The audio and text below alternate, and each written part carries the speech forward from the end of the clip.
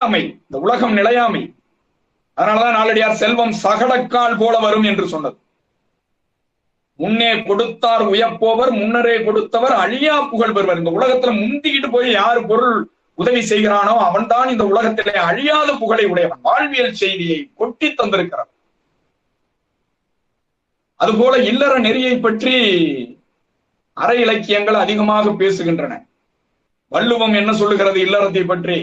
அன்பும் அறனும் உடைத்தாயின் இல்வாழ்க்கை, பண்பும் பயனும் அது என்று பேசுகிறார்.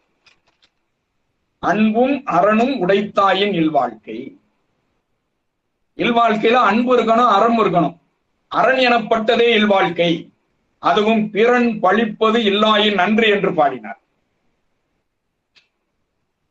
இல்லறம் என்பது எது? அதிலே அறம் இருக்கிறது.